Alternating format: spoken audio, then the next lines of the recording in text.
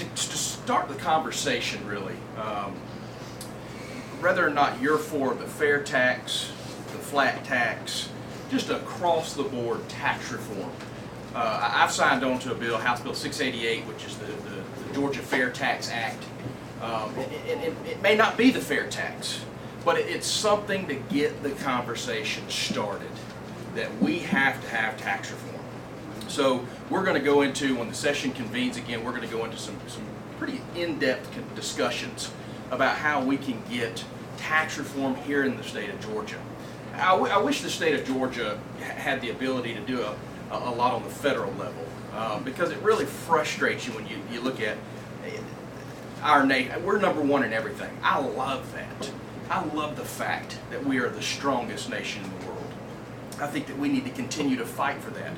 One statistic I don't like America being number one in, and that is the fact that we have the highest corporate tax rate in the world. It used to be Japan, and then Japan got smart and redid theirs, leaving us as the highest corporate tax rate in the world. That leaves $3 trillion that businesses are leaving overseas and not bringing back into this economy.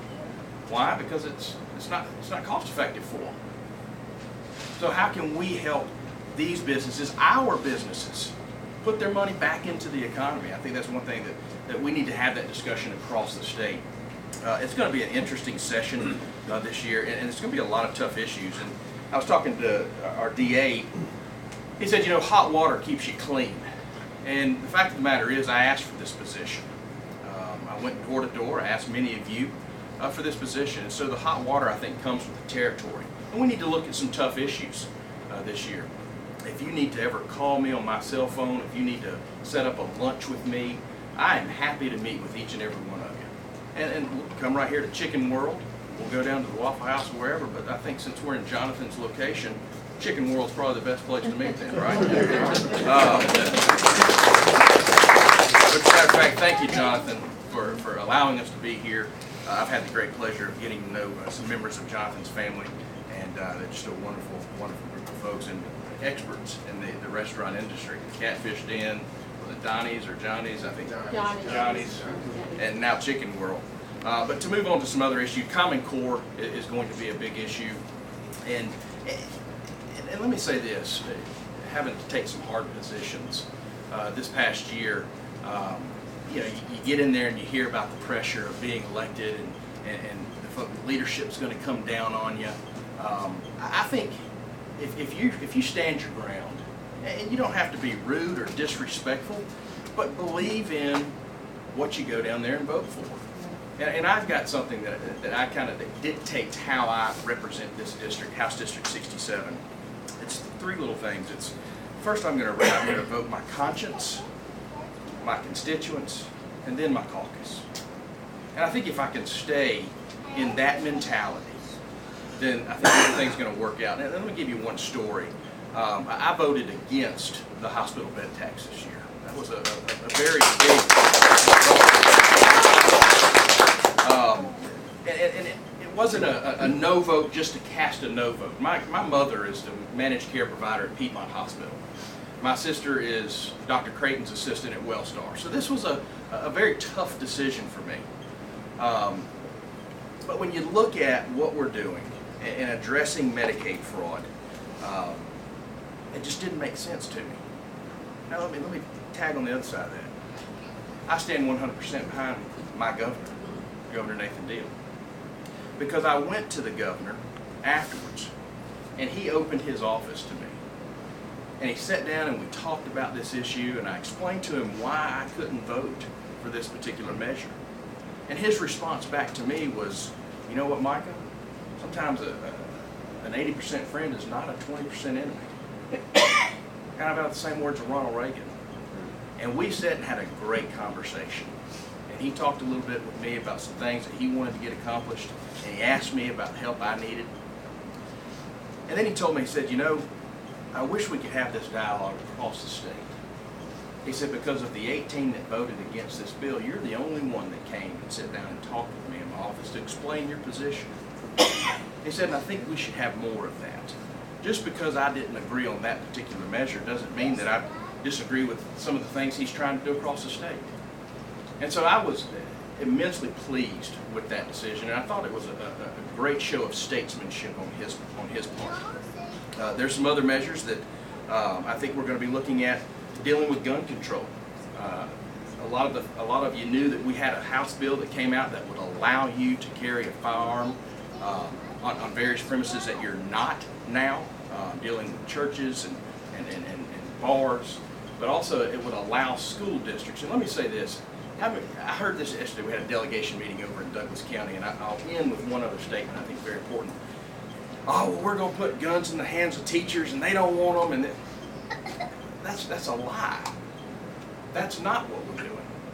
We are going to give a school district, or what this bill would do is give a school district a choice on whether or not they want to designate someone to carry a firearm. And when someone comes forward and says, I'd like to be that individual or one other individual, then they're going to get trained. So if somebody is opposed to it or doesn't want to, there are going to be school districts that do not opt in. There are going to be school districts that do opt in. Those that do opt in may not have somebody from the district that comes forward and is designated to carry a firearm on campus. But let me ask you this question. How many times did a gun-free zone sign stop somebody who was willing to do harm to our kids, our teachers, and other citizens? Never. How many times was a metal detector effective when it needed to be? Ladies and gentlemen, I carry a firearm everywhere I go. It's like my wallet now, or my cell phone. I walk out of the house and I'm thinking, oh, where's my firearm? That doesn't make me feel any stronger or tougher, and God forbid I ever have to discharge it or use it in any given situation. But should I ever have to, I pray God give me the wisdom and direction, and that He would enact the training I've taken to defend myself, my family, or whatever situation I'm in. I am given that freedom under the Second Amendment of the Constitution. And I think all of you should be given that same freedom, or be allowed to exercise that same freedom. So that bill is going to be looked at this year. We feel strongly that it's going to come out. And another thing is you need to know the origin of a lot of the guns in school. How many of you know the origins of the guns in school, or why we took guns out of school? It was in opposition to Jim Crow laws. Isn't that fascinating? Where the main opposition comes from a lot of times. Secondly, finally, I want to leave you with this. As the Republican Party, I want everybody to be mindful that the Democratic Party they're getting active. I got a letter last week. Matter of fact, all of our members of our delegation got a letter. In Douglas County, they tried to sneak in the elections board. Some of you may have heard that if you get the Sentinel. They tried to rearrange how the elections board in Douglas County is selected. And they used the one main reason was, well, Obama won 52%. They didn't take into the fact that the locally elected officials in Douglas County are still majority Republican. And what that delegation did was we discussed a variety of legislative agenda items going into the session. And then 3 days prior to the session, and this is why you better make sure every one of you legislators, your city council folks, your county commissioners, your school board folks are being vigilant in opening emails and finding out what's being sent in. Because 3 days before crossover, I got an email from the Democratic Party in Douglas County. And it was to the members of the Douglas County delegation. And it was a rewrite of how the Douglas County Board of Elections is drawn. And it would have gone from a majority Republicans right now, because that reflects the county, to an overwhelming majority Democrat appointment. Well, I noticed this, and one thing I noticed was that there were no Republican elected officials on the local level included on this email. One thing I was asked was, Michael, keep us abreast of what's coming down the pipe. So I called Chairman Worthen. I called two of the other Republican county commissioners. I said, hey, what's going on with this? Their response was, what are you talking about? They had no clue that this was coming down the pipe.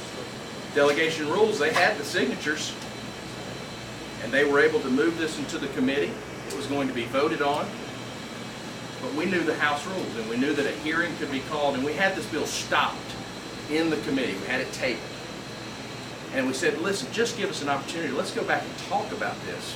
But that was one little sneak through that they tried. It was not successful this year. They're going to try it again next year. Here in Paulding County, got a letter the other day from the Democratic Party chair. We don't like the way we elect our school board officials. You can live in a district, but then they're voted on by the entire county. And that keeps Democrats from being elected. I'm sorry, I didn't know there was a problem with the way we were elected, our school board officials.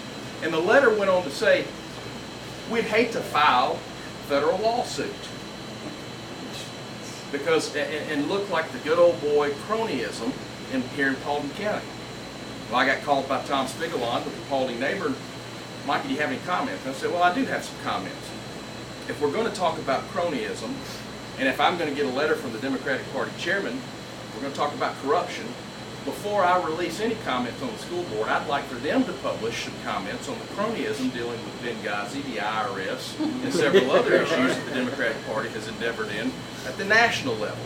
And I want those comments published. If we're going to address corruption, let's address it. I never got a call back.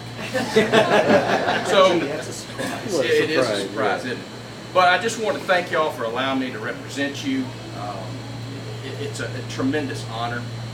We've got a couple bills that we're working on this year, and I'll close. There's another bill. I've said that 4 times. I'm so sorry. We've got a House bill that some freshmen have endeavored to do, which would prohibit. You heard what Bloomberg did up in New York with the registered licensed gun owners releasing their information to the public. We've got a bill here in Georgia that would prohibit that type of information about licensed gun owners, who has concealed weapons permits, this and the other. It would prohibit the probate courts from releasing that information publicly. So we hope that bill is going to get passed this year as well. And if you want to stop, well, thank you. If you want to talk with me, I'm going to be here afterwards. But thank you all for being here. Vernon, thank you so much. And I'm closing. Thank you.